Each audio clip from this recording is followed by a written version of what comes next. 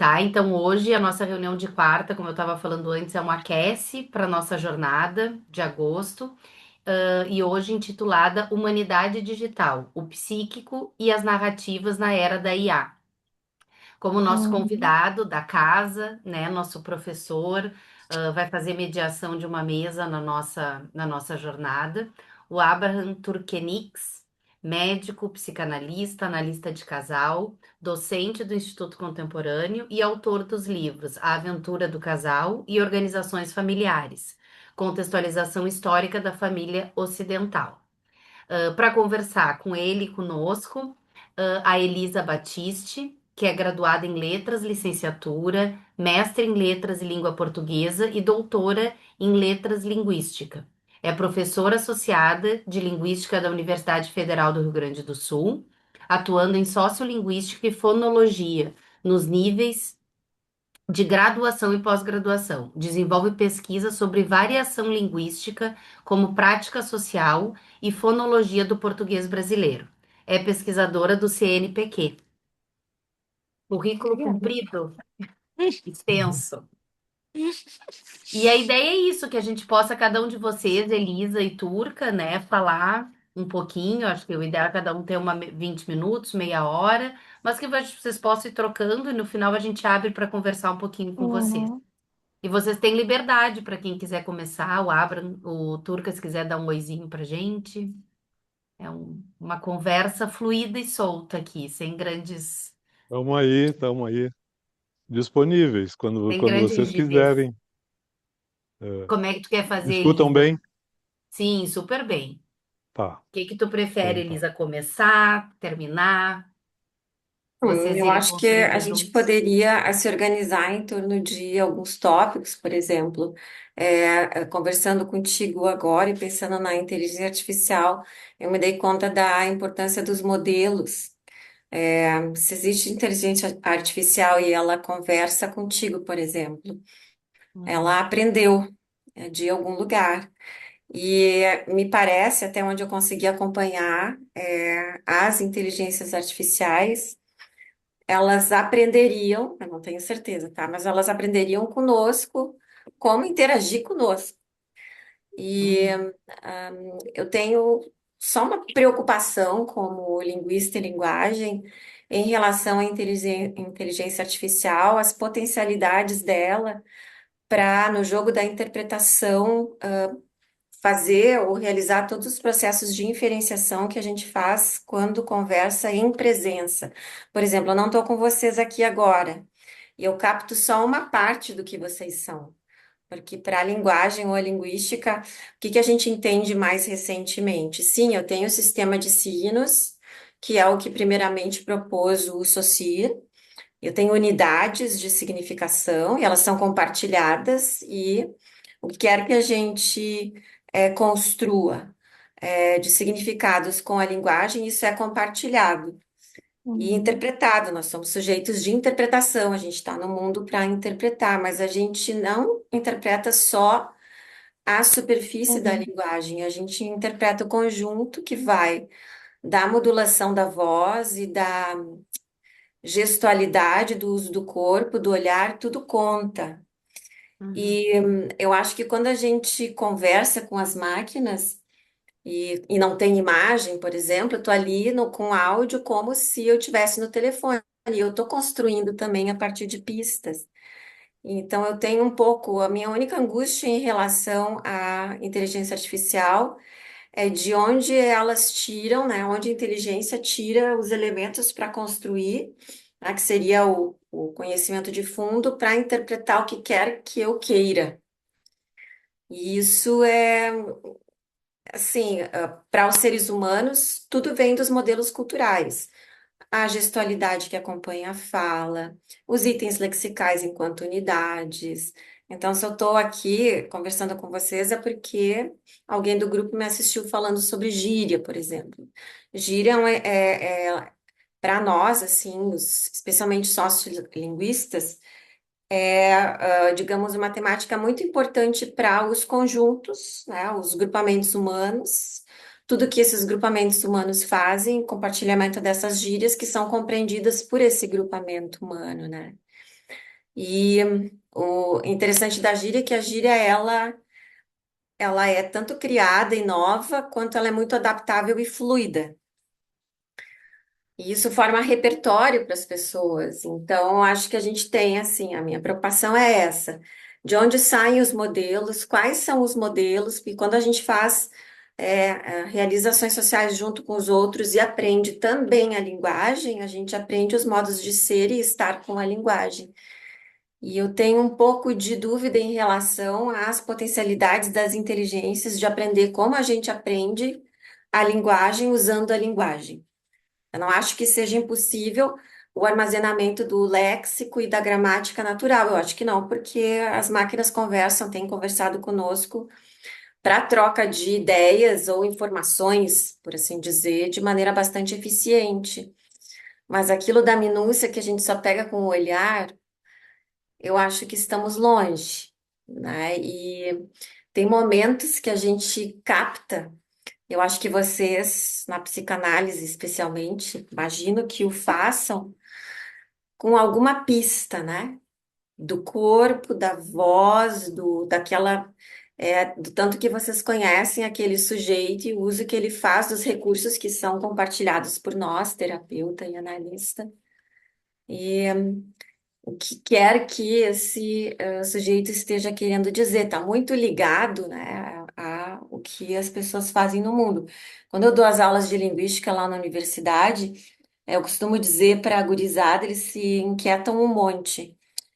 Por mais que digam que você é um indivíduo e você tem a sua identidade, ela não é sua, porque a língua que você tem não é sua. Quando você vem para o mundo, ela já está ali e você adquire a língua como os outros. E quando a gente diz que tem aqueles clichês e os ditos, diga-me com quem andas, que eu te direi quem és, tem a ver com o fato de que a gente já aprendeu no longo processo de socialização a ler essas pistas, né? Então, gostaria de saber mais sobre as tecnologias para aquilo que é a construção dos significados nas práticas, elas mesmas com os sujeitos, porque todo o ato de significação, interpretação e uso, ele é situado, como a gente diz. A gíria é situada e compartilhada. Então, não sei o que que vocês acham disso no seu fazer profissional, que é um tantinho distinto do meu, mas que se faz com linguagem também. Né? Até gostaria de ouvi-los para aprender com vocês. Olha, eu pensei algumas coisas e até cheguei a preparar um roteiro para poder falar um pouco sobre tudo isso. Esse tema que eu estou preferindo chamar de modelo de linguagem, né? E pensar que a inteligência artificial é o nome comercial desse modelo de linguagem. Eu acho que esse é um tema mais recente, quer dizer, esse mundo digital já vem produzindo uma série de efeitos muito antes desses últimos 8, 10 anos, digamos assim, que é onde você está trabalhando mais intensamente nesta temática dos modelos de linguagem. E preparei uma espécie de roteiro histórico para a gente pensar de onde vem, ou digamos assim, que trajeto que vem ocorrendo, digamos, né, determinando quando assim, elementos do mundo digital prévios aos modelos de linguagem, né? Se vocês quiserem, eu posso compartilhar com vocês alguns desses roteiros. Se tu quiser compartilhar e tiver alguma dificuldade, me avisa, Turca, que eu peço ajuda para Pamela, que ela é a Ah, hostess eu vou fazer daqui. isso, vou fazer isso agora. Vou tentar Super. compartilhar. Tá. Se não der, daí me manda no WhatsApp que eu mando para Pamela e ela compartilha pra gente.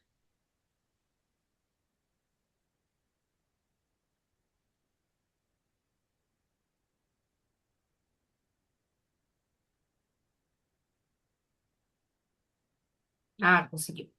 Apareceu? Aham, apareceu. Pois é, a ideia é essa, digamos assim, de pensar junto com vocês algumas dessas coisas. E eu localizaria historicamente todos esses elementos da inteligência artificial a partir deste momento, a partir de um monumental desenvolvimento tecnológico que resultou neste evento em 45, que foi a maneira de terminar com uma guerra extremamente sangrenta, né? E tem uma marca disso tudo, digamos assim, o final desta guerra, que na verdade não, mais do que terminar uma guerra, é como se tivesse feito, mudado a temperatura de uma guerra, porque a partir de então se passou a falar e passou a fazer referência à Guerra Fria e à produção do arsenal, do arsenal de armamentos também continuou bastante a partir disso. Esse evento é de 57, é o lançamento do primeiro satélite artificial. 45 terminou a guerra. Vou fazer um histórico muito amplo, digamos assim, né, tomando alguns dados que eu acho que são significativos. E o lançamento desse satélite foi extremamente significativo porque ele pretendia, foi um satélite lançado pela União Soviética na ocasião, e ele pretendia estudar a atmosfera. Na verdade, ele se dedicou ao estudo da atmosfera, e esse estudo da atmosfera não era por qualquer coisa, mas era por, digamos assim, motivação militar. Digamos assim, as comunicações se davam através da atmosfera e era necessário conhecer para poder contar com comunicações importantes, porque do ponto de vista militar, elas são absolutamente significativas entre o comando e o front. Tem que haver comunicação muito confiável para poder desenvolver os movimentos de uma guerra. E é em 66 que surge esse primeiro programa de computador, que surge já em 66 e que é apresentado assim como uma espécie de psicoterapeuta rogeriano. E é um programa, digamos assim, uma espécie de fundamento, uma espécie de fundador da inteligência artificial, né? A partir daí, porque se dá através de uma espécie de diálogos que vão ocorrendo da pessoa com um, um, um, uma plataforma de linguagem que vai produzindo vai produzindo longos diálogos, digamos assim, entre eles, e onde essa plataforma utiliza as informações que o próprio usuário vai proporcionando para ela. Em 84 surge o ciberespaço, né? E surge através, digamos assim, o surgimento do ciberespaço se dá num texto literário. É esse aí, Neuromancer, de William Gibson, onde tem exatamente essa passagem que está destacada aí, uma alucinação consensual vivida cotidianamente por dezenas de milhares de operadores em todos os países, uma representação gráfica de dados extraídos das memórias de todos os computadores do sistema humano. Então vai se montando a partir disso uma série de plataformas e uma série de mecanismos, né, ligados a tecnologia de comunicação que vai surgindo aí. A tecnologia de comunicação que vai surgindo. Esse, de 84, é um equivalente da ELISA, aquela de 66, que surgiu no Brasil e que foi registrado aqui Carla era o nome desta plataforma, e que é um chatbot brasileiro inspirado na ELISA de lá. Até que surge em 91, isso que é um evento extremamente significativo, 6 de agosto de 91, que é o surgimento da primeira página web disponível. Esse dado foi extremamente valioso, digamos assim, porque marca a possibilidade. Antes dele surgiram uma série de outros, eu estou fazendo uma espécie de síntese muito grande, mas a possibilidade de conexão em rede mundial, né? Com esse era o que se chamou depois de Web 1.0 ou Web estática, né? Que surge em 91. E a partir daí vão surgindo uma série de desdobramentos e uma série de, digamos assim, estes dispositivos tecnológicos vão se aperfeiçoando com o tempo. Então, surge aí pelo final dos anos 90, início dos 2000, o que se chamou de Web 2.0, que chamou de Web colaborativa, mas que em relação ao Web 1.0 tem uma mudança extremamente significativa, porque aqui, na primeira, o usuário participa de uma maneira passiva, aqui não, o usuário participa de uma maneira ativa. A partir da Web 2.0, o usuário participa ativamente, pode participar, pelo menos ativamente, da rede, dessa rede, né? E isso vai se complexizando. Mais adiante, a Web 3.0 vai surgir nos final dos anos 2010, em torno de 2010, 2008, 2010, por aí, que é a chamada de Web semântica, onde aqui aparecem, sim, as grandes plataformas que utilizam a palavra, né, como referência. Pensem no Google, por exemplo, quer dizer, onde uma palavra aparece como desencadeadora de pesquisas ou de uma série de conexões que se dá através dela. E no período que nós estamos agora, que chama Web 4.0, que é a web portátil. Quer dizer, neste momento nós temos um equipamento portátil, vamos dizer assim, através do smartphone, que está permanentemente conosco. Bom, já tem anunciado uma Web 5.0, que não está funcionando ainda, não existe, pelo menos que se saiba publicamente, a gente trabalhando nisto, que pretende ser uma web dos afetos. Essa nos interessa particularmente, uma web que pretenda captar sentimentos dos usuários. Bom, e aí abre-se para redes do futuro, né? Que ninguém sabe direito para que rumo tomará tudo isso. Mas para que a gente possa ter uma ideia, digamos assim, que em torno de 20, 25 anos aproximadamente, digamos assim, tem toda essa grande mudança, desde 91 até 2020, por aí, 25, 28 anos aproximadamente, teve toda essa imensidão de mudanças. E aqui é uma noção do que a gente pode ter, digamos assim, do que se conhece como, enfim, o mundo virtual, o espaço ou web, né? A web de superfície, que é a primeira, deep web, dark web, e tem um território, digamos assim, bastante difícil de determinar entre o que possa estar existindo como real e o que possa estar se considerando como uma espécie de mitologia, de uma espécie de espaços de web que ninguém sabe direito a que corresponde, do que se trata. Para que vocês tenham uma ideia, esse aqui é um quadro de como as pessoas estiveram usando o tempo desde 1930 até 1920, até 2024. Então aqui tem família, escola, amigos, vizinhos, igreja, bar, restaurante, etc. E o último é online. É um, é um vídeo de 1 minuto.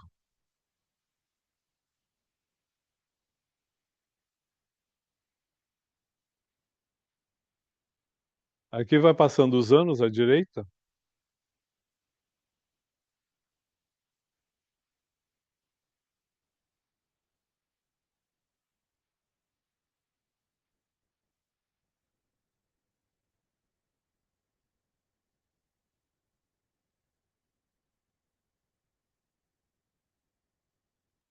91. Eu interrompi propositalmente agora, porque 91 é o ano que surge a web, a web estática, daquela imagem que eu tinha mostrado antes. Então, continua.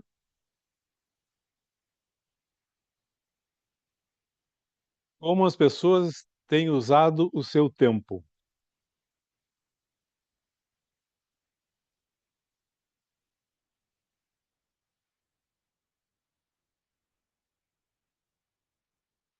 Com musiquinha e tudo.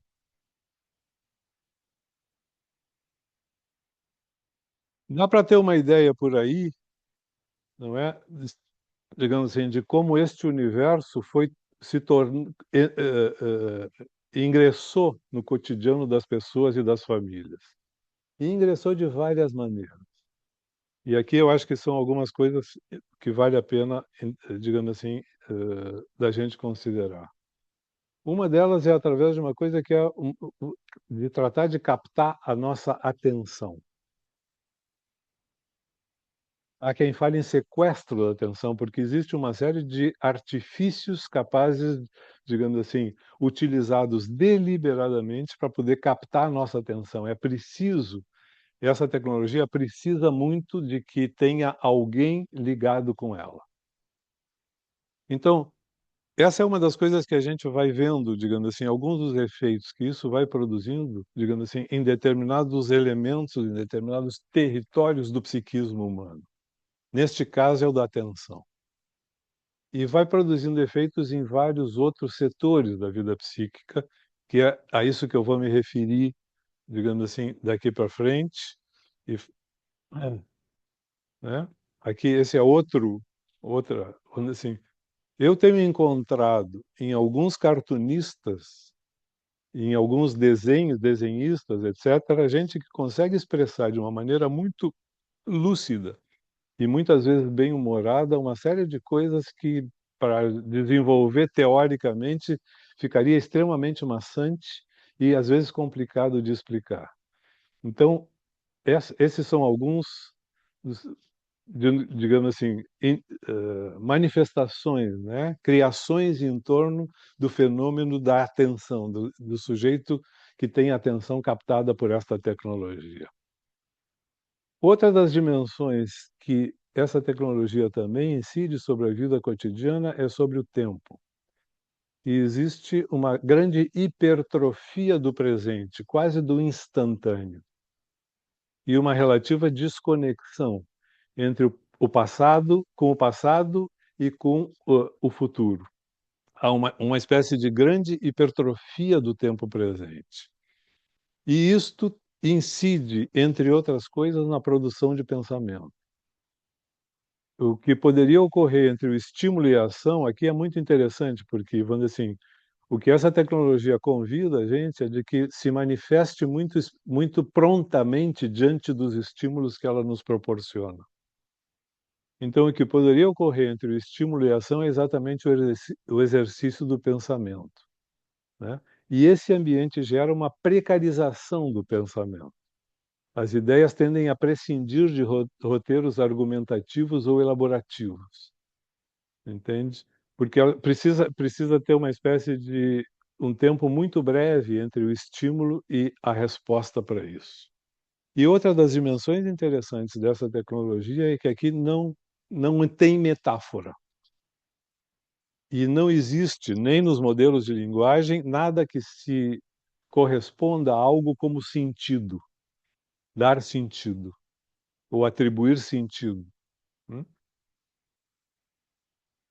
A tecnologia, por outro lado, nos oferece um repertório grande de próteses egóicas, que são bastante interessantes, digamos assim, da gente poder pensar este universo e, digamos assim, diante de que realidade que a gente está vivendo. Elementos como obsolescência, descarte e substituição aparecem como ofertas em lugar do luto. Aqui aparece navegação e não necessariamente o equivalente do mundo não digital, do mundo analógico, seria o devaneio. Aqui aparece navegação. Imaginação, aqui aparece realidade aumentada. O tema da morte é um tema muito interessante na tecnologia digital, porque ele aparece de muitas formas. Digamos assim, a desconexão, ghosting, zooming, etc., cancelamentos, uma série de... Você tem várias formas de mortes no mundo digital, que é interessante da gente ter presente. Aqui tem essa possibilidade de holograma, de avatar, tem possibilidade de metonímia e, através disso, de efeitos serendípticos, né? Serendipia. Não tem metáfora neste mundo, não tem alegoria. Existe uma incidência muito grande na memória, quando assim, o mundo digital tem afetado de uma maneira muito significativa a memória das pessoas. Hum? E essa tecnologia está disponível 24 por 7, quer dizer, 24 horas, 7 dias por semana, por dia, 7 dias por semana. Então é uma tecnologia que, de alguma maneira, oferece elementos, digamos assim, para lidar com a angústia de abandono. Essa não abandona, não tem abandono, clique e essa tecnologia está disponível, e não tem a angústia da espera. A gente sabe, do ponto de vista psicanalítico, de como o tema da atenção e como os temas em geral de conflitos, abandono, espera e outras formas de conflito, são extremamente importantes na vida da gente. Digamos assim, importantes não só na produção também na produção de sintomas, mas também na produção de criação psíquica, né? E essa tecnologia, de alguma maneira, vamos dizer assim, neutraliza ou diminui os grandes estímulos que a gente pode ter para a produção psíquica. Hum? Como é uma das siglas que se usa em relação a essa tecnologia, que é um efeito da tecnologia, como é uma sigla Fear of Missing Out, medo de estar por fora. Então isso é muito comum, digamos assim, e foi descrito como uma espécie de angústia quando o equipamento está, assim, tá sem bateria, estragou, está fora do alcance, alguma coisa desse tipo, tem uma sensação de que está faltando alguma coisa, de que o sujeito está perdendo alguma coisa por estar desconectado. Então isso produz uma reação, isso produz uma reação psíquica no sujeito nessa condição. Esse aqui são outras dessas manifestações que eu acho que são interessantes nessa história, por isso que eu deixo para vocês possam aproveitar e ler.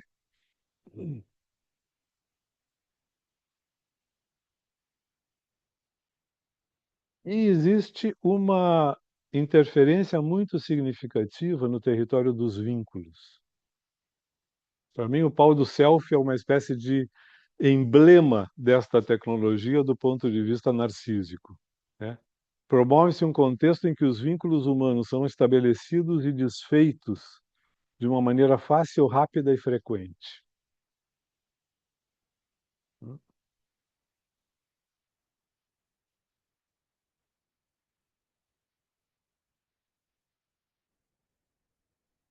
Esse artista plástico é polonês e tem uma série de trabalhos sobre uma série de temas interessantes do mundo cotidiano, entre eles vários sobre a tecnologia. Esse é um que eu achei muito expressivo, né? E outro equivalente disso, essa mesma coisa, digamos assim, o que que acontece com os vínculos no interior da família, né? Então, o que que vai acontecendo com essa tecnologia? Vai tornando rarefeitos, digamos assim, a densidade afetiva dos vínculos.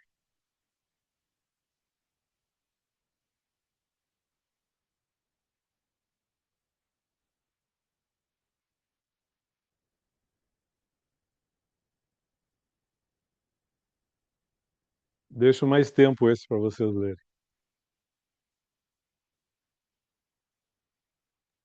Turca, só Ah, pedindo para, de repente, a tua fala ir até às 8h15, por aí 8h20, para a Elisa poder falar também e a não, gente poder posso interromper a discutir. qualquer momento, Não, não, sem só para te problema. saber que ainda tem uns 10 minutinhos para se tiver Tá algo, legal. né, que tu não queira deixar passar.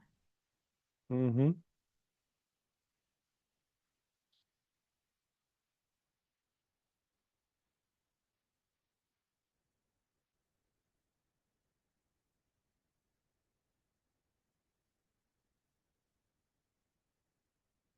Então, essa é uma das coisas que a gente está vendo. Esse é um texto desse livro do Morozov, onde ele trabalha isso, assim, desacordo e conflito são vistos como subprodutos lamentáveis da era analógica. Tem uma espécie, uma oferta do mundo digital de poder oferecer alternativas para lidar com os conflitos. É como se o mundo digital tivesse chamando a gente dizendo assim: teus conflitos, deixa com a gente que a gente resolve. Para isso a gente tem solução.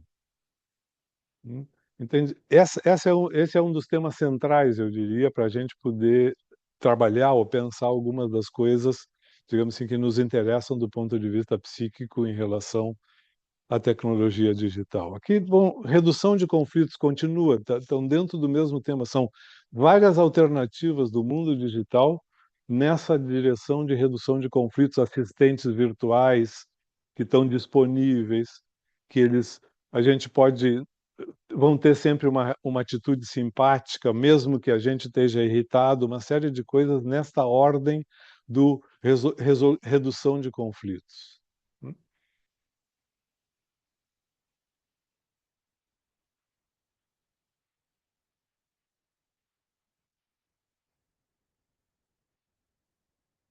Mesmo território da redução de conflitos. Essa foi uma notícia de jornal de 2018, onde este senhor, um japonês de 35 anos, celebrou seu casamento com a Hatsune Miku, um holograma de uma jovem de 16 anos.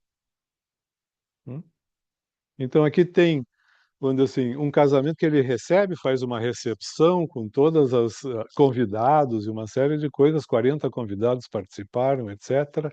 Ele se considera um homem casado e tem aqui um casamento que não tem conflito, não tem discussão, não tem atraso, não tem morte, não tem bate-boca, não tem traição.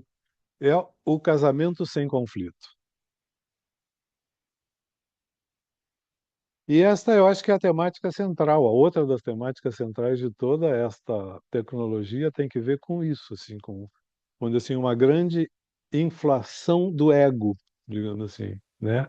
Do narcisismo, digamos assim, de recursos que de alguma maneira, vamos dizer assim, fomentam ou pelo menos estão disponíveis para o narcisismo das pessoas para os narcisismos, tanto do ponto de vista de gratificação, do território das gratificações narcísicas, quanto do território dos impactos narcísicos.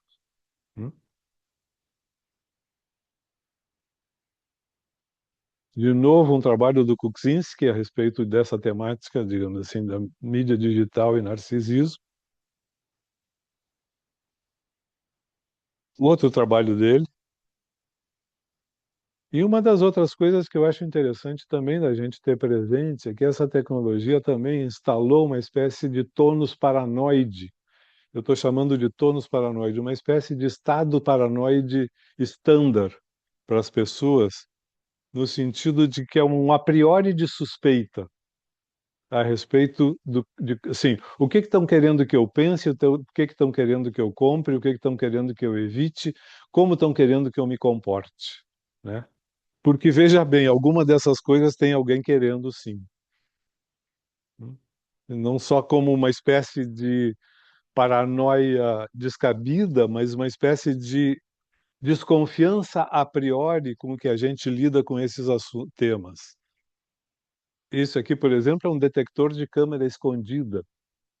É um equipamento, custava em 2025 R$ 200, que capta sinais onde possam ter equipamentos desse tipo.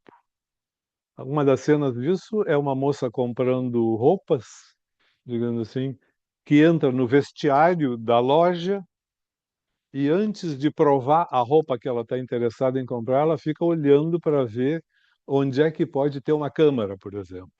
Ou do hóspede do hotel que se hospeda num hotel e que também fica com a desconfiança de que possa estar tendo uma câmera escondida nesses ambientes.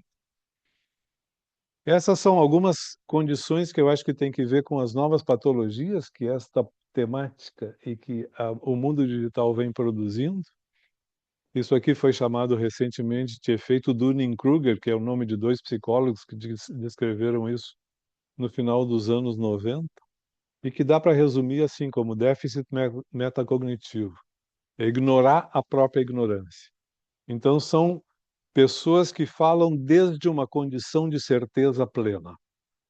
Não importa de que assunto e não importa se conhecem ou que tipo de trato tenham tido com esses assuntos, fomentados por esta tecnologia.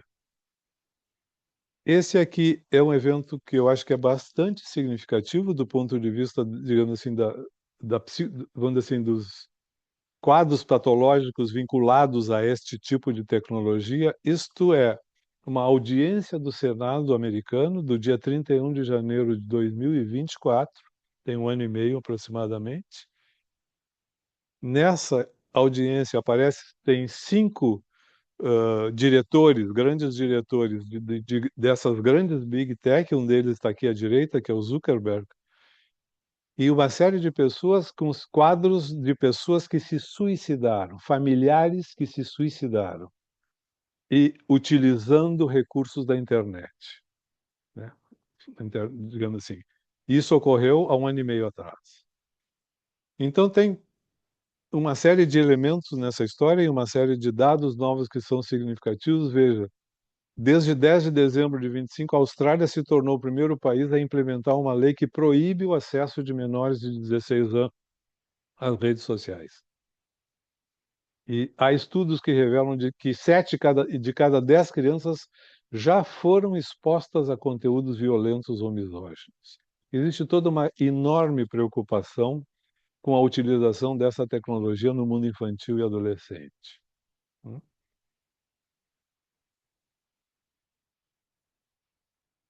E aqui, de novo, a temática da desconfiança, de novo, né? A armadilha do alô, os golpes. Esse ano tem havido uma quantidade enorme de eventos fraudulentos pela internet. Uma, um exemplo, isso aqui é tipos de fraudes que se podem praticar pela internet, ou que já estão conhecidas e registradas nessa história. E a outra é essa coisa que tem aparecido mais recentemente, que é uma epidemia da solidão. A Organização Mundial de Saúde se declarou em 2023 a existência de uma preocupação com isso, com a epidemia da solidão. É um tema complicado, porque solidão não necessariamente é uma coisa ruim, para muitos sim, para outros não tanto, e para outros nem um pouco, né? Mas aqui é uma solidão sofrida com angústia, uma solidão com sofrimento. Hum? A ponto de que o Reino Unido estabeleceu o Ministério da Solidão em 2018. Passou de desgraça individual a epidemia social. E o Japão, em 2021, faz uma coisa muito semelhante. Digamos assim, monta uma espécie de Ministério da Solidão também, em 2021, para lidar com esse problema. E no Japão tem uma outra circunstância, que é essa dos kodokushi. São as mortes solitárias. Esse é um problema que tem, vamos dizer assim, aparecido muito. São pessoas que morrem, assim. Essas pessoas, o Japão estabeleceu uma regra de que se uma pessoa que vivia sozinho deixa de se comunicar por uma semana, o governo vai atrás. A partir de um determinado momento, digamos assim, pessoas do governo vão atrás procurando o que aconteceu, e existe uma grande possibilidade de que muitas dessas pessoas tenham morrido em solidão. Em 2025, por exemplo, 40% das mortes investigadas pela polícia japonesa eram kodokushi, eram dessas mortes solitárias. E, finalmente, termino por aqui, tem toda essa nova história da terapia por IA,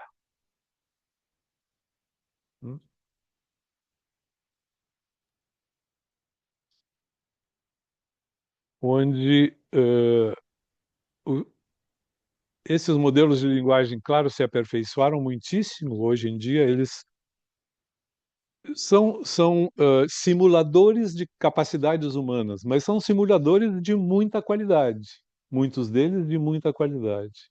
Então, eles exercem assim, um grande atrativo sobre, digamos assim, no sentido de poder captar a atenção e manter o interesse de muitas pessoas. Me interrompo e vamos conversar. Então tá, vamos lá, né, Elisa? Agora o que tu pode conversar com a gente, se comunicar, e enriquecer essa nossa conversa. Tá no mudo, Elisa. Tá no mudo. Eu me automutei, desculpa. Ah, Mas estava super interessante a apresentação do Turquenix. Um prazer ouvi-lo. Eu não sei se a gente pode fazer pergunta para ele. Posso? Não sei. Claro. E talvez seja uma questão do uso do termo na área, ausência de metáfora. Como assim? Uhum. Para um linguista, a metáfora está aí. É uma metáfora na circulação da psicanálise, é isso? Eu não compreendi muito bem.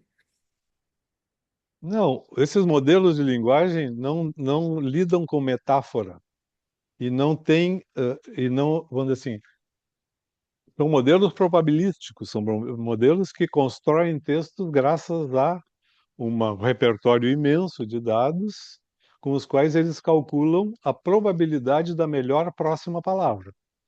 Uhum. Sim. Não, Esta é a lógica. uhum. Sim. Bom, mas não hoje, mas eu acho que em breve sim. Porque se esses modelos eles vêm aprendendo e conosco, a gente usa a metáfora na comunicação, e isso, se já não está pronto, já vai logo ficar pronto. Pelo que eu É. tenho acompanhado nas discussões que chegam à nossa área, os sistemas já estão bastante avançados. Por isso que eu pensei que pudesse ser algum outro uso mais específico da área, enfim. Mas, enfim, acho que a gente Mas eu fala digo assim, sobre um as pessoas que devir, têm lidado talvez. com isso têm tomado assim, eles são grandes simuladores, eles podem ser bons simuladores de metáfora, Eu acho que mas, sim. mas entende? Quer dizer, mas é no território da simulação, tá bem? Tá bem? Sim, sim, não, está enraizada no ponto de partida, né? Que Isso, é o isso. corpo. Tá, entendi. Tá, entendi.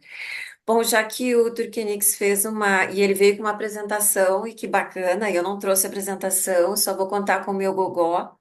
E eu acho que talvez para honrar a área, eu devo falar para vocês um pouquinho de leitura e escrita.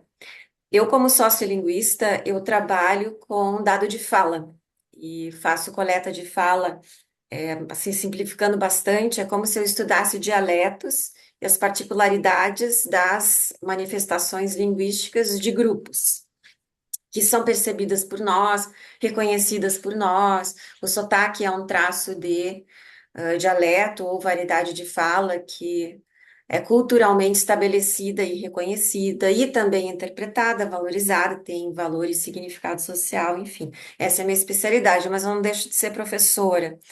E quando eu estava assistindo a apresentação do Turquenix e o resgate, né, desde o surgimento no século passado e os primeiros passos para a gente ter a web que tem hoje, me lembrei dos primeiros impactos de certas tecnologias na escrita de textos, muito bem recebidos na área, assim, sem medo, né? Inclusive muito laudados, né? Aplaudidos por certos profissionais, por exemplo, na tradução. Hoje a máquina traduz. E os tradutores hoje se sentem ameaçados na sua profissão, mas ainda até um certo ponto, porque o tradutor é ele próprio um escritor. Ele escreve ou reescreve, né? Ele não busca só equivalentes, ele está por trás do processo todo de significação. Então, uma brecha, uma fissura nesse poder que aparentemente a tecnologia tem sobre nós, sobre o nosso fazer, ele busca na manifestação do artístico que está por trás da literatura, por exemplo, um dos seus sustentáculos hoje, porque senão a gente fornece o manuscrito para a máquina, o livro, e ele vai traduzir, vai encontrar algum equivalente. Ainda tem erros.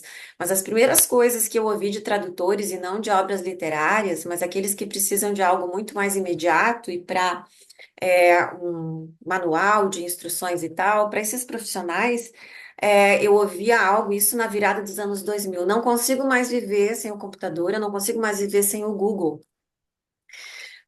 E mostrando o quanto isso facilitava o cumprimento de certas tarefas, né? Então, não quero me contrapor a ti, Turkenix, mas eu acho que as tecnologias, elas têm, pelo menos na sua gênese ou num objetivo primeiro, um apoio ou uma visão de nossa parte, pelo menos dos usuários, que ela é acolhedora, a gente acolhe a tecnologia e a utiliza.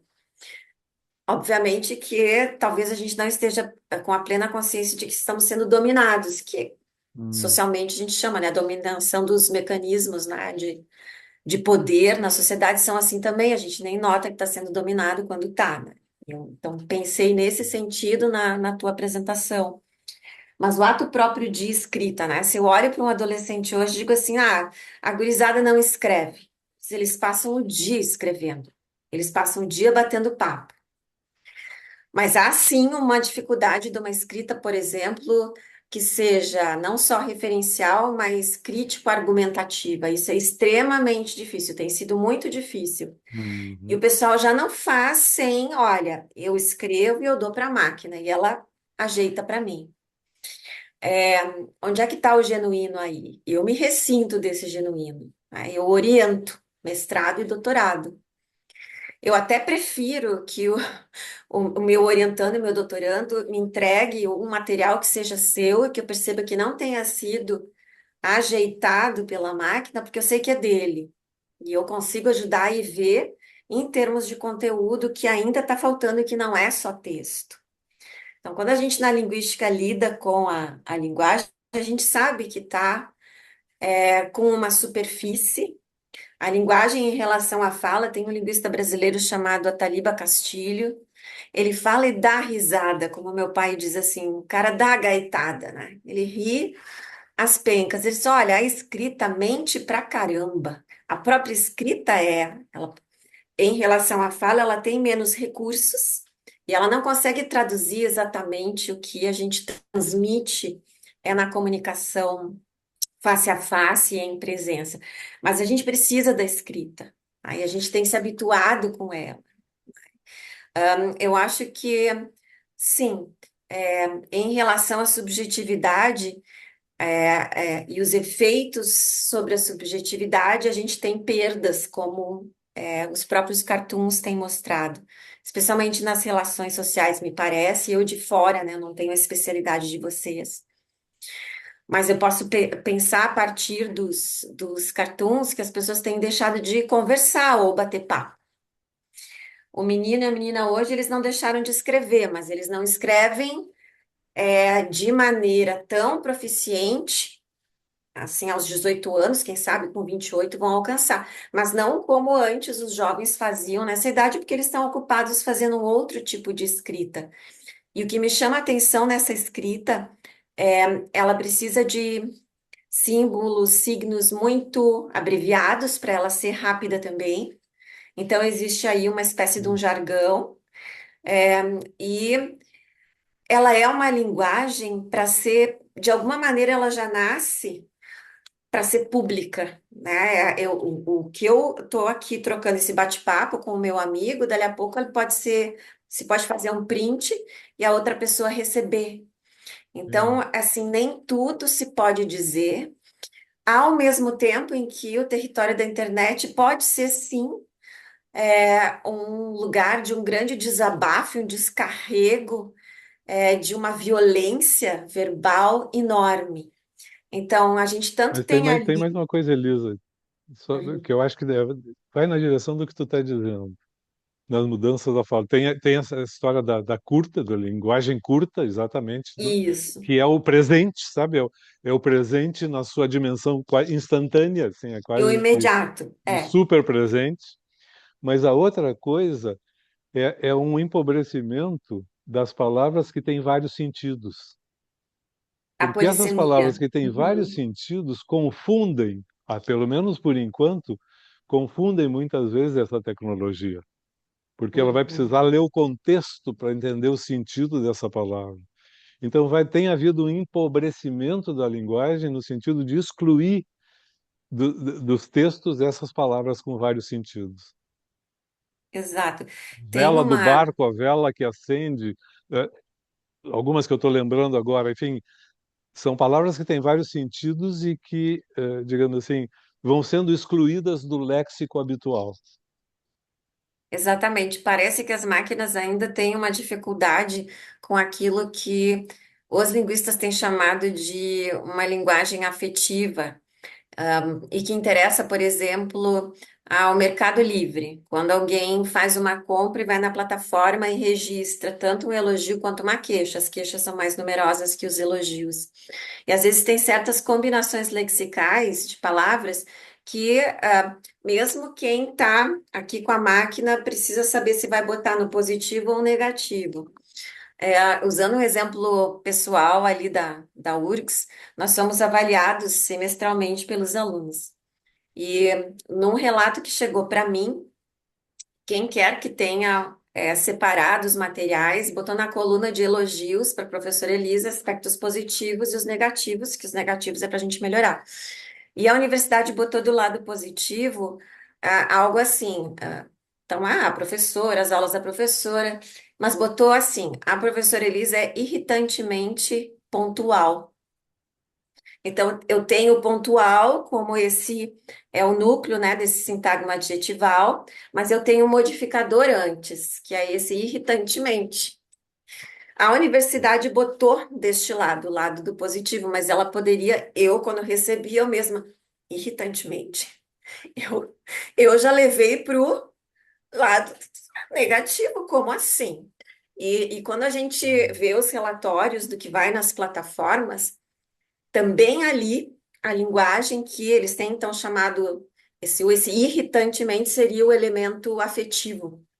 E é um Uhum, modificador, e é de sumo interesse para esses dealers, né? Para esses varejistas que vendem esses atacados digitais e que estão batendo na nossa porta o tempo todo, para eles isso importa, porque eles precisam que a gente alimente esse negócio e é um alimento, o alimento que a gente dá é via tecnologia e precisa passar pela linguagem. Então, eu acho que a tua seleção Turkenix é bem importante, tem o imediatismo de um lado, mas ele e agora parece uma analogia com o que a gente tem no cotidiano, no jargão e na linguagem cifrada. Quando esse uso mais imediato é entre um certo grupo de sujeitos que tem algum grau de conhecimento, a gente consegue suprir e saber se isso é um elogio ou não. A gente consegue uhum, atribuir ou interpretar o grau ou a dose afetiva ali.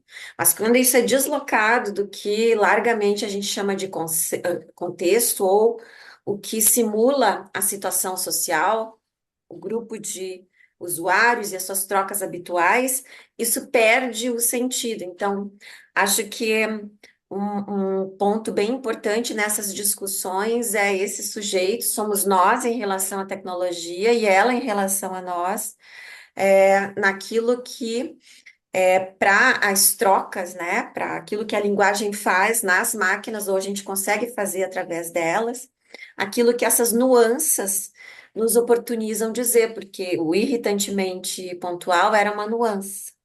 A pessoa até reconhece a pontualidade, digamos assim, como um atributo que a instituição aprecia, mas que para o aluno, eu podia ser um pouquinho mais flexível, talvez, né? Mas como o que a prof tem que ser um pouco mais humana. Até nessa dimensão a gente chega nas críticas que recebemos. Então, voltando assim a esses pontos que enquanto eu assisti a sua apresentação, Turquini, que você foi fazendo, então, primeiramente, o encantamento com as potencialidades das tecnologias para nos oferecer um amparo em atividades como de tradução e hoje um medo, né? Uma das formações na URGS no currículo de letras, uma forma professores, é a licenciatura, outra é o bacharelado, forma tradutores. E os próprios alunos se sentem uhum. ameaçados e eles relatam em aula: ai, não, a minha mãe perguntou, meu pai perguntou, para que eu estou fazendo esse curso se já tem tradutor automático? Se eu converso, né, se eu falo numa língua aqui no celular, ele já mostra na tela qual é a língua e vice-versa. Aham. E que aí os meninos e as meninas têm que se encarregar de falar para a família que não é bem assim. E aí eles ampliam, né, a sua atuação, dizendo, não, a gente trabalha com textos, trabalha com a superfície escrita, né, que é uma tecnologia, ela própria. Então, tem esse paradoxo dos sujeitos que andam escrevendo mais, mas escrevendo realizando um certo tipo de escrita, escrita imediata, e é uma escrita para ser pública, né? Porque eu posso até estar batendo um papo com um amigo só, mas volta e meia a gente está em grupos. Isso não é tão simples assim. E antes, quando também era um dos teus cartoons, Turkenix, e eu acho que a menção era ao narcisismo, e eu tenho angústia, bem essa palavra. Eu comecei a fazer umas primeiras incursões em redes sociais lá para 2015, 2016, e eu parei, porque eu cansei de tanto eu. É muito eu, e é muito eu querendo like. E assim, primeiro que eu não sei com quem eu estou falando na tecnologia, e eu tenho que estar sempre elogiando, eu não posso. Assim, a sensação é que a discordância ela é penosa e ela é atacada, mas tem gente Tem uma muito outra, hábil nisso. tem um outro comentário nessa mesma direção, que assim, atualmente, digamos assim, os elogios costumam ser feitos em geral nos superlativos. E com Se, hã? muitos ícones, muita imagem, tem muita imagem, né? Isso, mas assim, dizer que é bom como se fosse uma coisa tímida ou assim, é ruim bem comportado. Alguma coisa Exatamente. ser boa tem que ser maravilhosa, entendeu? Superlativa. Excepcional, entende? É o E, território do superlativo. e existe um exagero preocupante, porque as pessoas, assim, um dos aspectos que a gente estuda nessa pauta da sociointeração pela linguagem é a apresentação do self, a apresentação do eu. E me parece que só tem um eu que é apresentado no uso das tecnologias, que é a melhor faceta, que é a faceta para ser elogiada. Então, eu tenho orientandos que vêm trabalhando esse tipo de efeito em mídias já consideradas antigas, como a fala do rádio, mas a fala em plataformas, porque os próprios programas de informação, eles hoje têm o áudio, mas tem o vídeo também. A gente está sempre vendo o tempo todo. E isso pode restringir, sim, tanto as escolhas que são feitas, o repertório tem uma influência grande no repertório, nas escolhas lexicais. Então, de um lado, a gente tem esses superlativos, tem uma eufemização, mas ao mesmo tempo tem uma perda de modéstia. As pessoas não estão assim tão contritas em se autoelogiarem, por exemplo, elas se vendem, tem uma mercadização, não é uma simples apresentação do eu, mas é uma mercadização do eu, né? Ele está sendo customizado, ele está sendo vendido, acha que tem cobranças que são muito severas para as próprias pessoas, mas elas estão lá, né? Era o que eu ia dizer antes. Acho que tem pessoas que conseguiram, diferentemente de mim, ser bem-sucedidas em 10 anos, por assim dizer, na sua face pública, na sua apresentação. A única coisa que eu fiz por mim mesma, dando aula e estranhando, era usar o tu, que eu achei que eu tinha que trocar por você, porque eu assisti minhas gravações e eu achei que em outros lugares do país eu pareceria um pouquinho crua, mas só. Mas nem todos somos assim, e eu acho que esse eu que aparece nas telas, ele se distancia muito do que no mundo de outros tempos que eu conheci, eram modelos de trocas sociais, modelos de comportamento em geral, e não sei se a gente deve se preocupar, mas há pessoas que se angustiam por não encaixar, não por não conseguirem se expressar, elas se expressam com a linguagem, mas não conseguirem se expressar de uma certa forma e parecer superlativa, parecer exuberante, parecer capaz. Tem influência na fala, nas mídias, inclusive formulaicas. Tem fórmulas muito parecidas que são usadas e repetidas, quando se quer chamar atenção.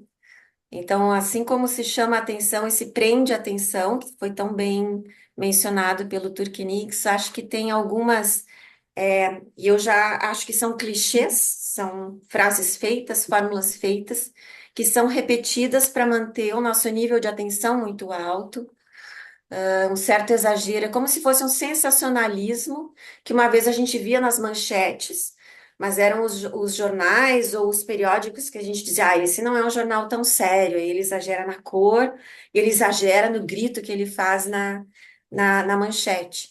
Os jornais mais populares. Hoje, os próprios mecanismos acabaram por adotar, né, já que eles precisam fidelizar os clientes, esse tipo de manifestação.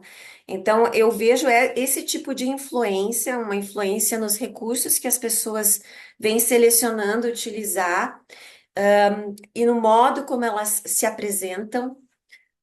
Tem um estilo de fala que aqui em casa a gente apelidou a fala de palestrinha, né? Você começa num ponto e não é interrompido, e aí você fala, fala, fala, fala e treina, e é como se a gente não pudesse gaguejar ou não devesse gaguejar.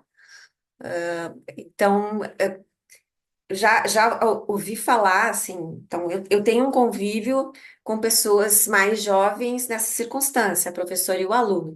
E tem papo de corredor, às vezes tem papo de bar, onde antes eu falava, né, para Marina, a gente dá a risada, eu rio de mim mesma, tem muita coisa que eu não sei que eles sabem, mas vice-versa. Então o papo se mantém assim, nesse vice-versa, mas tem relatos de angústia, tem já uma busca por outras formas de distração, porque um recurso tão poderoso como esse que a gente tem na mão, ele nos distrai, ele preenche tempo. E a busca por informação ou por Tem distração, muita ela. inteligência voltada para que ele consiga nos distrair. Isso, Ele não exatamente. faz isso de uma maneira amadora. Então, né? Então, há pouco, assim, para encerrar aqui a minha contribuição, eu não me alongar, porque, pessoal, se me deixam falar, eu falo horas, muito matraca. Vai ter que Eu já vir de falei um novo, pouquinho. Elisa. Vai ter que vir em outro momento. Então, eu já falei um pouquinho sobre essa influência na escrita, que eu acho que as pessoas não deixaram de escrever, mas praticam um certo tipo de escrita. E eu acho que todos nós, né, um canal que brasileiro usa, uma plataforma que brasileiro usa muito é o WhatsApp, e a gente se resolve com o WhatsApp. E se resolve de uma maneira escrita e bastante democrática. Quem somos nós para dizer como os outros têm que escrever? As pessoas escrevem como elas conseguem escrever. E eu vejo um lado muito interessante nisso, né? E nos atendimentos que se pode fazer em vários serviços. É, a leitura. Se a gente acha que os nossos focos de atenção, então, de novo, concordo com o Turkenix, essa dificuldade e essa fragmentação atencional. Se eu mantenho o foco aqui, mas são vários focos, é como se muitos focos estivessem é, brilhando ao nosso redor e a gente seleciona alguns. De uma certa maneira, a gente está lendo, especialmente quando o que nos chama a atenção é a plataforma e tem lá leitura. Mas desde o começo, né, então ainda lá entre os anos 90 e o começo do século 21, já se falava sobre ah, as conexões em rede, os hiperlinks, de um link levar a outro. Então, a gente acaba não completando o começo, meio e fim um texto, porque a gente, a partir do meio e por aquele hiperlink, a gente vai de um texto, vai para outro, e vai para outro, e vai para outro, e isso simularia uma grande digressão. É como se eu estivesse conversando aqui com vocês, eu começo a falar de esporte, eu termino lá em culinária e eu não completo o esporte.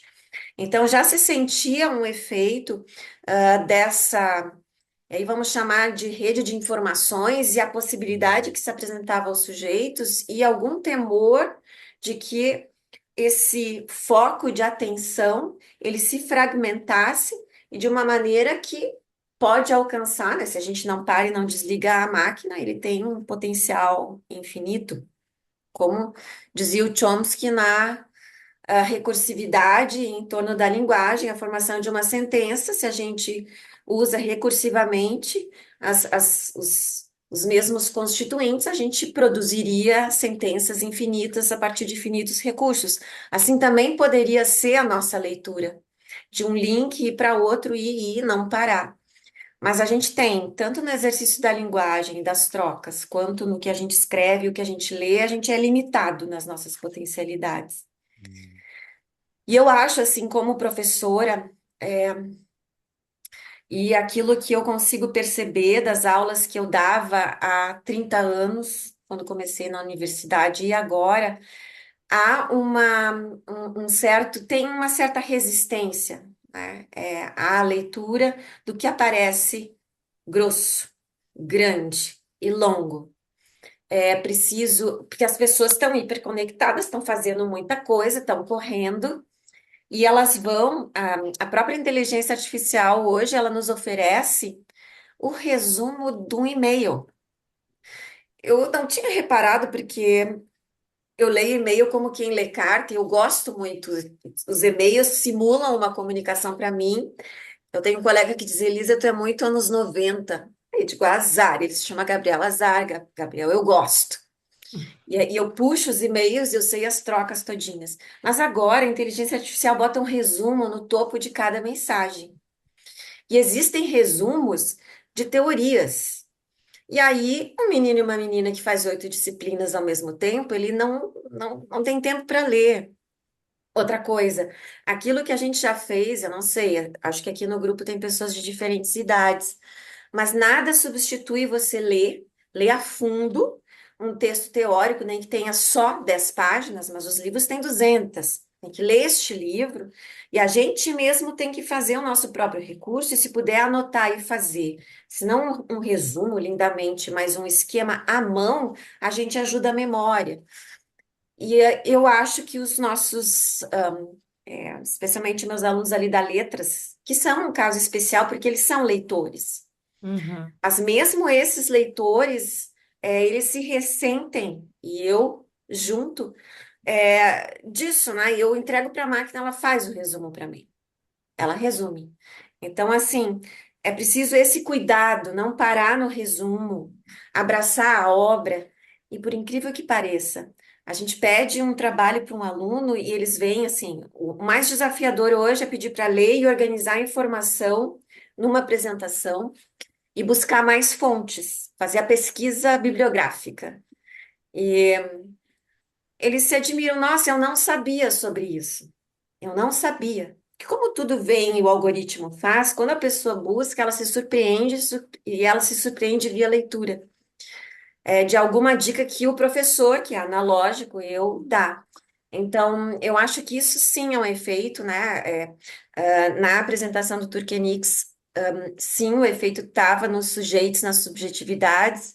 Se eu puder falar de algum efeito da tecnologia, é esse de abreviar um percurso reflexivo que só a leitura, não precisa ler Em Busca do Tempo Perdido, não precisa ler os 7 livros do Proust e demorar 1 ano e meio, 2 para ler, como aconteceu comigo. E assim, a sensação de eu ler essa obra, eu disse: eu só entenderia essa obra, eu li com 34 para 35 anos, 36.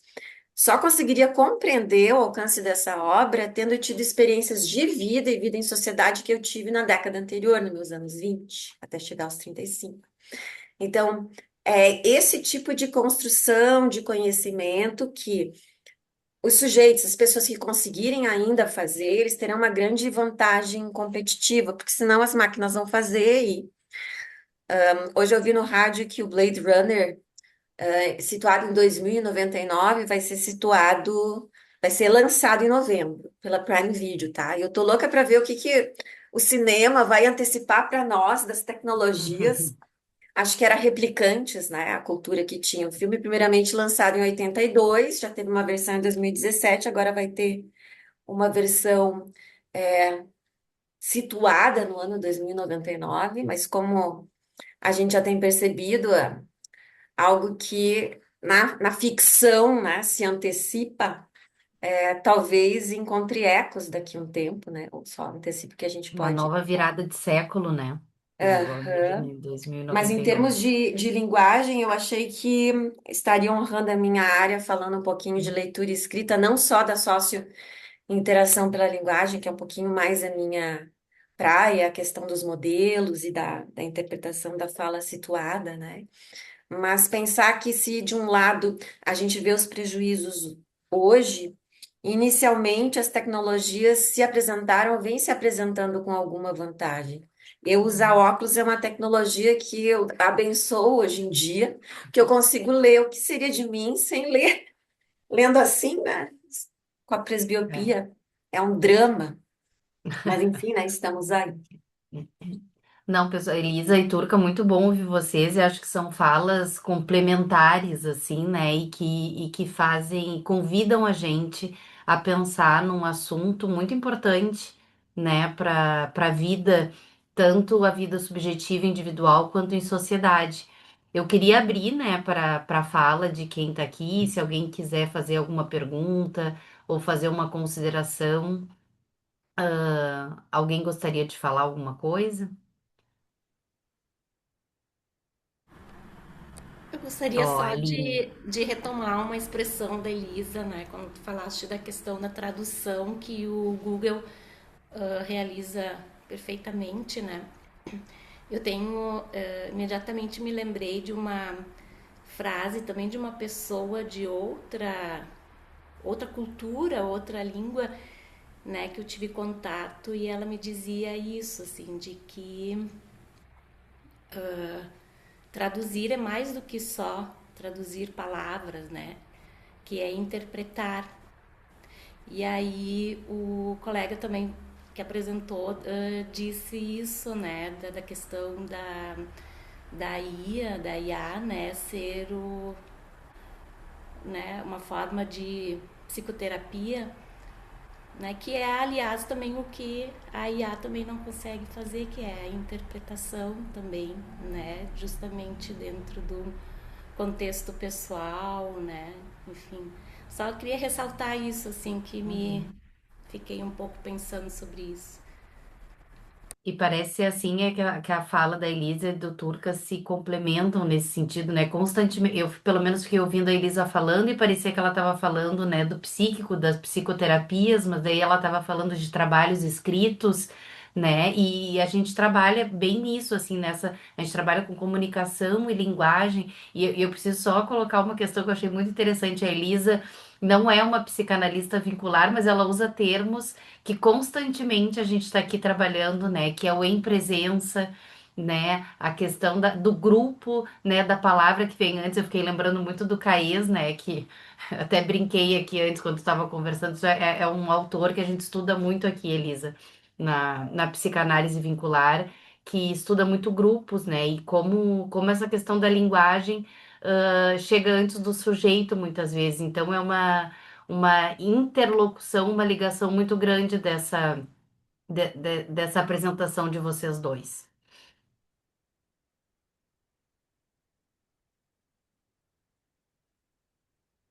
Alguém mais queria falar? Eu quero Perguntar? dizer que eu fiquei encantada escutando vocês e eu já conheço o trabalho do Turca, né? E tem muita facilidade com a fala dele, né? Para nós como psicanalista, enfim. Mas quando eu escutei a Elisa e foi no programa, a gente vê essa eloquência que ela tem, essa possibilidade de falar sobre diversos temas e que se cruzam muito com a nossa perspectiva. E além disso, ela traz um pouco de esperança, porque eu acho que a gente fica muito triste com a chegada da tecnologia. E ela vem e traz, não, gente, mas para aí, tem esse outro olhar, né? Então eu acho que ela nos desacomoda. E a ideia dessa atividade ter sido um pré-jornada, e isso é o transdisciplinar, está no nome da nossa instituição, né? Eu continuo insistindo nisso, assim, né? Tu chega falando disso, né, Elisa? Eu não estou com vocês, ela queria estar em presença. Eu acho que Aham. seria Pô, bem quando ela melhor a falou em atividade. presença, eu falei, gente, temos uma colega na sala, literalmente. Então eu acho que ela não é da área, mas ela tem muita interlocução com a gente, né? Então é um prazer estar te escutando, né? Junto com alguém que domina tanto a psicanálise, que é o Turca aí, né? Então, assim, ó, Bah, foi um bálsamo. Eu ficaria escutando vocês muito mais. Fiquei muito contente com a atividade. Estou feliz mesmo. Muito obrigada. A Ângela quer falar.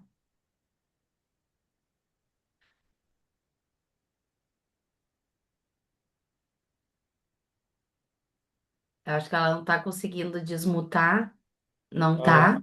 tá sem som, Ângela. Ela está tentando tirar. Deu. Deu, agora eu tirei.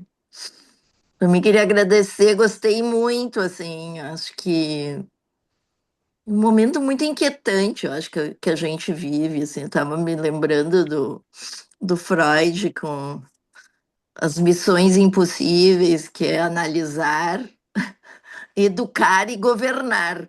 Então, a gente tá metido nessa, né, nessa dimensão aí, pelo menos, né, como analista e também para transmissão da psicanálise. Né? Eu acho que isso é uma coisa que eu acho tão bom da aula, né? Porque a gente vai conversando e vai estudando e vai, né? Mas ao mesmo tempo também me inquieta um pouco que tu vai observando a mudança na subjetividade, assim, nas gerações. Isso, assim, quem é 60 a mais tem isso eu diria que é uma coisa que me inquieta, assim, em termos de produção, de leitura. Eu sempre fui devoradora de livros, enfim, então é uma inquietação pessoal, mas tu vê um reflexo na subjetividade atual, assim, em termos de, né, do pensado, se interrogar, de consistência. Eu acho que essa é uma dimensão para mim que me interrogo, né, assim, Agora, eu acho que tem uma outra questão que é muito valiosa, assim, eu tive a primeira experiência de conversar com uma IA, porque eu fui fazer umas perguntas de filosofia de um trabalho que eu estava escrevendo. E, e eu adorei, porque eu fiquei mais de uma hora conversando. Agora, tu tem que saber fazer as perguntas, e para tu saber fazer perguntas, tu tem que ter lido, tu tem que ter estudado, tu tem que ter pensado. Então, volta a minha interrogação, né? Eu acho que o nosso trabalho aí como transmissão de conhecimento, ele é muito importante, né? E eu supervisiono um colega que trabalha com. Ele tem uma assessoria de empresas, estuda psicanálise e tal. E ele faz parte de um grupo agora de Harvard, de todo mundo, onde eles se encontram para discutir cases, né, de empresas de todo mundo para implantação da IA, assim, e os efeitos disso, né? Então, evidentemente, a gente precisa de pessoas muito qualificadas, né? Tanto do ponto de vista de formação intelectual, para poder usar bem a IA, porque vai precisar realmente menos funcionários, mas muito qualificada nas relações entre as pessoas. E eu acho que esse é o nosso desafio aí, né? A subjetivação, né, nos nossos processos, né? Eu acho que é aí que a coisa pega. Mas é uma conversa muito boa. Ai, muito Sim. boa. Gostei muito. Turca, a gente já é parceiro de longa data. Gostei muito de te conhecer. Sempre convidada aqui, viu? Isso. Ah, que legal. Gostei Né? É que essa muito. conversa não pode parar mesmo, né? Ela é tão Exato. inquietante porque e Mas ela tá aí eu. e a gente está iniciando ainda, né? Essa convivência com essa E É, eu, inteligência esse nova, nem tão nova, né, atravessamento, né? Turca? É o também queria, atravessamento não sei se tem mais entre as alguém que quer falar, eu disciplinas. fico quieto e escuto. Não, já falei, senão eu falo demais também. É, porque eu queria também fazer alguns comentários, primeiro para a Elisa, que eu estou conhecendo agora e que eu também gostei muito de ouvir, e quero te dizer que a minha intromissão na tua conversa foi deliberada. Eu fiz isso digamos assim, absolutamente dele, porque eu tenho visto em alguns desses encontros que não tem diálogo entre as pessoas digamos assim, que apresentam, entende? O sujeito apresenta, o outro apresenta, entende? Então eu queria muito essa possibilidade dessa conversa. Tomara que tu tenha tomado isso pelo melhor lado. A Claro, outra das coisas é assim, eu acho que essa tecnologia é uma tecnologia muito valiosa. Não, em nenhum momento estou querendo desqualificá-la. Aqui tem recursos para o lado da tecnofilia, que eu também prefiro tomar criticamente, não adotar, digamos assim, né, enaltecer simplesmente, também nem tecnofobicamente, né? Sim, Sim, sem Google, todo esse meu trabalho não teria sido possível, por exemplo. Tudo isso que eu isso, apresentei aqui, sem Google, eu não teria feito exatamente. assim. Nem sei se teria conseguido fazer, porque isso, enfim, uma série de outras coisas. E o fato de que esses modelos de linguagem signifiquem, ou pelo menos, digamos assim, eh, sejam simulações de atividades humanas, isso não significa desqualificação. Não sei se está claro. O teatro, por exemplo, lembrem disso, uhum, digamos assim. É uma atividade extremamente valiosa e que também transita pelo território da simulação. exato. E não é pobre por isto, digamos assim. Estou Uhum, pensando no teatro como um exemplo também para a gente poder pensar. Eu uhum, acho que são uma série de situações que são novas, digamos assim. Eu acho que vai produzir ou já está produzindo efeitos na vida cotidiana da gente e também na vida psíquica da gente. Isso vai produzir muito efeito. Algumas capacidades podem ficar sendo atrofiadas porque tem quem faça. Exatamente assim, teu exemplo dos óculos, eles é muito bom para isso, digamos assim. Quer dizer, uhum, não tem por Uhum. que recusar essa possibilidade. Eu que uso óculos também posso apreciar como isso é legal. Entende? Mas essa história, assim, ser simulação não significa ser alguma coisa da ordem da desqualificação. O que eu uhum, acho que vale a pena que a gente possa preservar é uma instância crítica, uma possibilidade de tomar distância disso e poder pensar criticamente, digamos assim, e avaliar o que que é bom e o que que não é. Porque essa tecnologia, de um lado, é uma coisa, e o que tem sido feito, que é uma espécie de apropriação comercial desta tecnologia, é uma das formas de poder lidar com ela. Digamos, uhum, serve para exato. vender produto, serve para vender serviço, Exato. serve. Tá mais do que provado que serve. Mas, além disso, pode servir para muitas outras coisas que eu acho que são extremamente interessantes. Sim, esses, Uhum, esses diálogos mais profundos e essa possibilidade de, digamos assim, de articulação entre um repertório de conhecimentos, de escritos, digamos assim, de todos os tempos, que a gente pode reunir e transformar isso numa espécie de chatbot, ou de diálogo, ou de seja lá o que for. Eu acho que é uma coisa extremamente enriquecedora para a vida da gente. Uhum. uhum, sim. Concordo. E dando não sei se eu posso falar já. Pode? Pode, por favor, Elisa.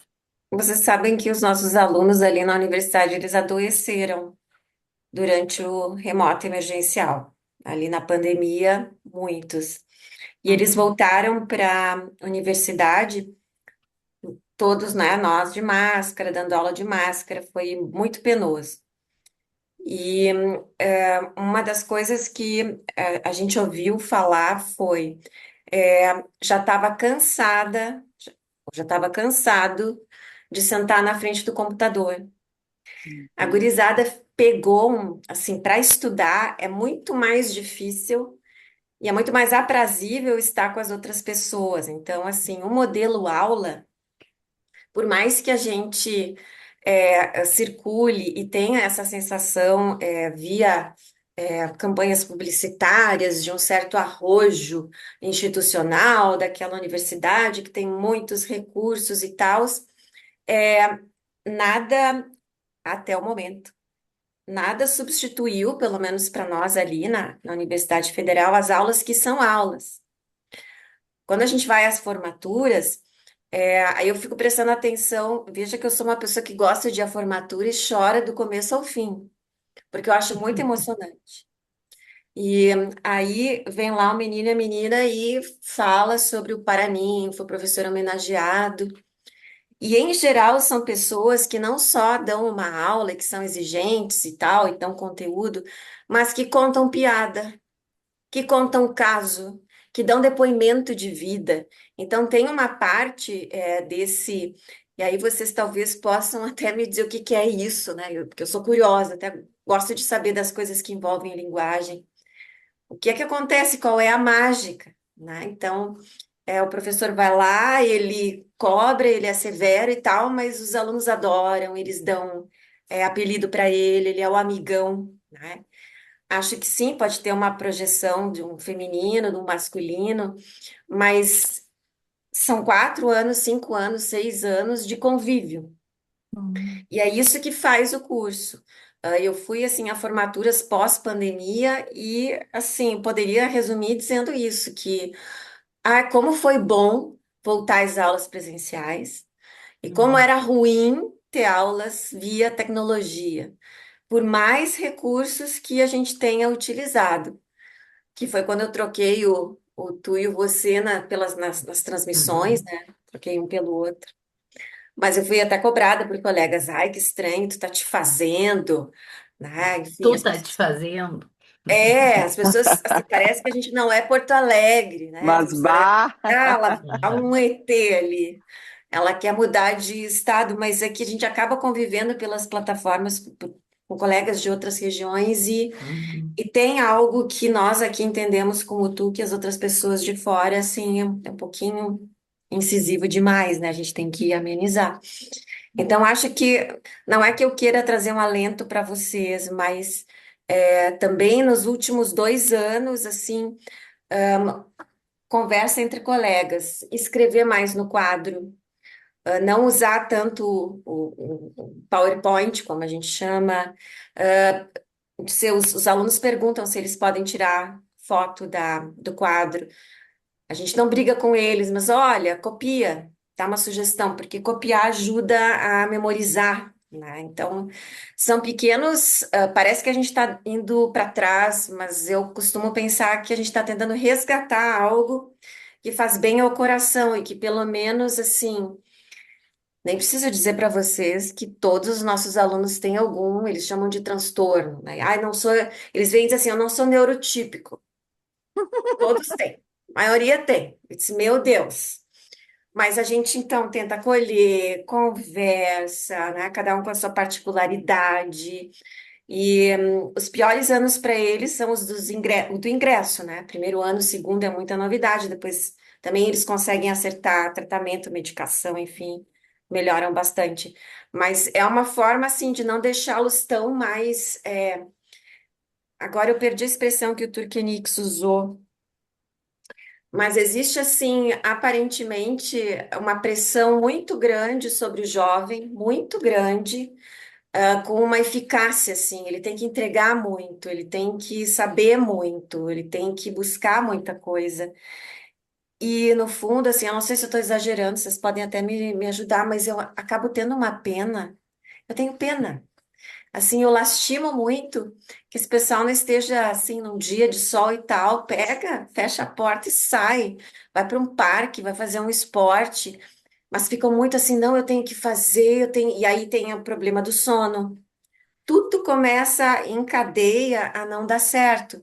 Então, assim, para alguns, voltar atrás, escrever no quadro, dar uma dica, ficar conversando um pouquinho mais, dar uma atenção, tem sido medidas pré-tecnológicas, mas que têm ajudado, né, a questão da conversa, e eu acho que para os profissionais da área de vocês são muito importantes, muito.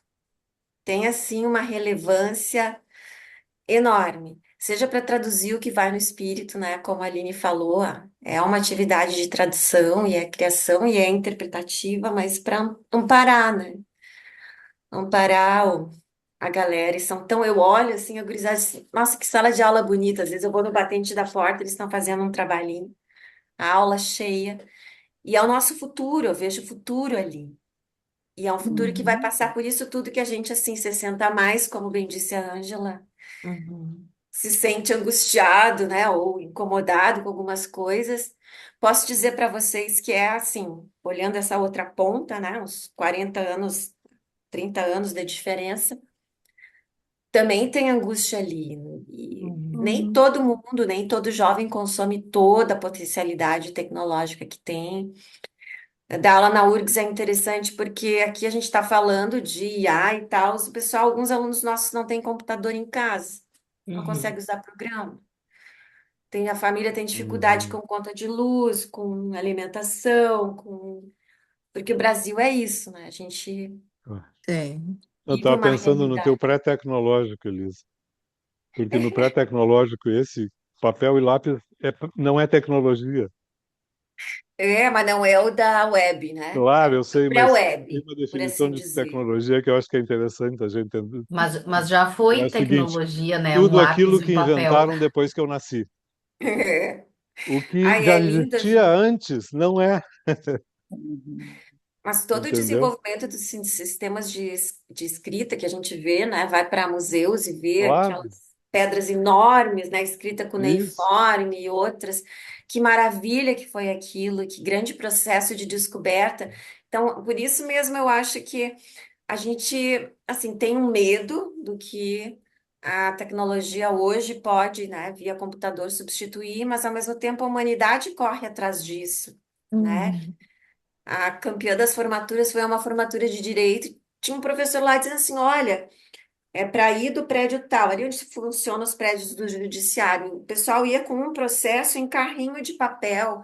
Hoje não precisa mais de todo aquele carrinho de papel e os magistrados acessam, né, os processos muito rapidamente e conseguem dar andamento, né, às questões que eles apreciam num ritmo muito diferenciado de um tempo Uhum. atrás, os laudos que são os de saúde também, né, toda a tecnologia em torno dos tratamentos das imagens todas que são captadas ali. Uhum. Acho que a gente deu grandes passos. A gente não conseguiu evitar o aquecimento global e a modificação do regime de chuvas, que eu não sei vocês, isso me angustia. E não tem a ver Uhum. com, Com a parece a palavra. falta de inteligência natural de lidar com a natureza, né? Porque é incrível o que vem acontecendo, assim. Eu não gosto, Uhum. tem dias que eu paro de olhar notícia meteorológica, porque, né, Uhum. assim, coletivamente a gente vem experimentando Tem. desde 2024, eu vou chamar de receio para eufemizar, né, tornar um pouquinho menos pesado, mas a gente ouve os alertas e a gente tem que ouvir os alertas, mas fica preocupado. Eu sou uma pessoa que se preocupa, eu tenho preocupação com o tempo, assim, porque afetou muito de novo os nossos alunos, de novo Uhum. alagamento e as famílias perdem coisas e reconstruir é muito complicado, né? Tem. Gente, então, de novo, acho que agradecendo, né, a presença de todos, né, principalmente, né, dos nossos convidados, mas as pessoas que estiveram aqui também, com a gente para poder escutar, né, e que eu acho que esse assunto, ele não acaba tão cedo, né, essa inquietação, como disse a Ângela, e que a gente possa se encontrar em outros momentos, né, para seguir conversando e narrando a história e a evolução tecnológica e humana, né, que não param nunca. Uhum. Tá Isso. bem? Tá bem, Bom, muito eu, Ai, obrigado, Obrigada. Turca, eu Elisa, Obrigada. agradeço também, todos. agradeço o convite da Marina, a companhia da Elisa e de todos vocês aqui também. Aham. Não, Muito, e muito. vamos terminar aproveitando a tecnologia, dizendo que vai ficar gravado. Para quem não pôde participar, vai poder ter acesso Boa, à conversa, né, isso. gravado, graças à possibilidade do Zoom de fazer a gravação, né, desses nossos encontros. Então, olha aí o benefício da tecnologia. legal. Muito obrigada pela Tá bom. oportunidade. E foi uma maneira muito. Foi um dia bem especial, assim, me encaminhando para o final da quarta-feira.